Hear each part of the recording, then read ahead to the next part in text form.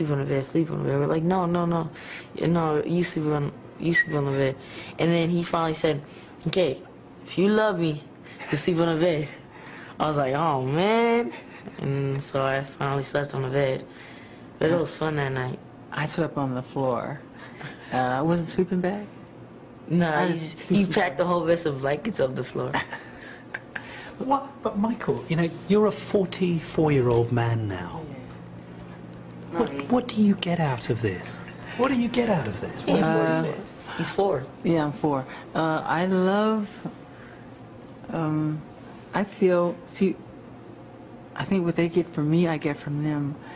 I've said it many times, my greatest inspiration comes from kids.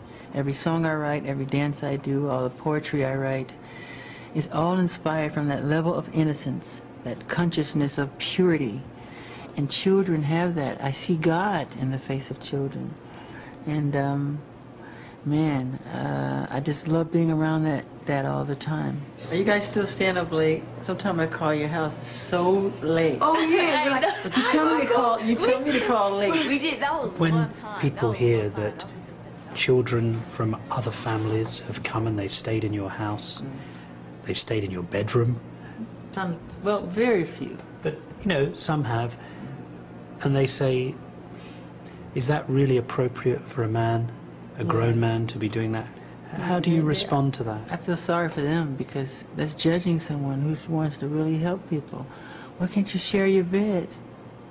The most loving thing to do is to share your bed with someone. You know? Really, you really think that? Yeah, of course. You're taking the position that you use every single night that you go into.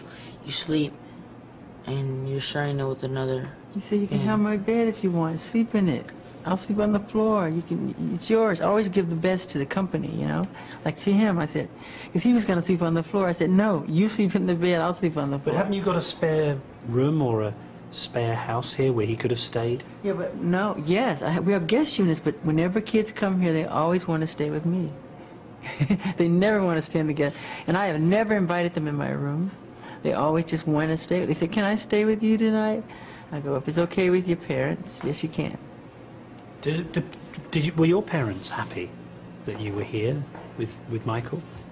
Yeah, my mom was all very, very, very happy. And I know they're happy because I was happy. Did they come with you? Yeah, most of the time, but I wasn't really with my parents. I was mainly with Michael. But they were happy that you were here? Yeah.